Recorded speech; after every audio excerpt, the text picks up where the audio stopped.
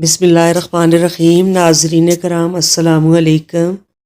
ایک دن چوہے نے دیکھا کہ کسان اور اس کی بیوی ایک تھیلے سے کچھ نکال رہے ہیں۔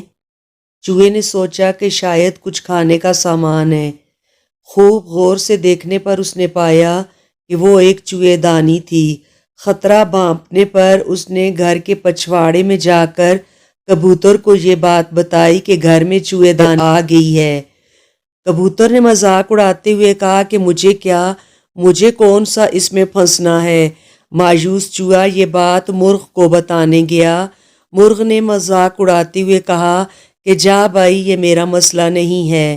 مایوس چوہے نے دیوار میں جا کر بکرے کو یہ بات بتائی اور بکرا ہنستے ہنستے لوٹ پوٹ ہونے لگا۔ کسی نے بھی اس کی پریشانی پر کوئی توجہ نہیں دی۔ خدا کا کرنا ایسا ہوا، اسی رات چوہے دانی میں کھٹاک کی آواز آئی۔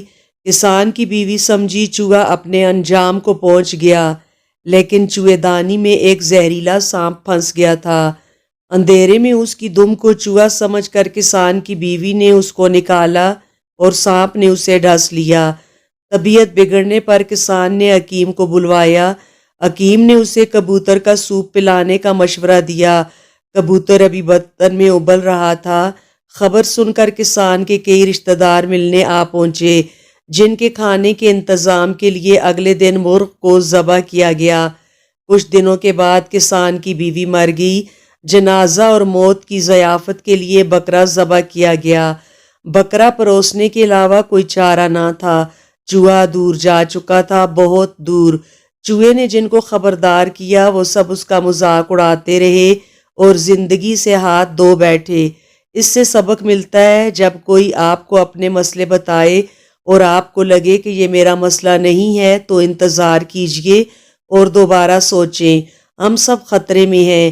سماج کا ایک عضو، ایک طبقہ، ایک شہری خطرے میں ہے تو پورا ملک خطرے میں ہے۔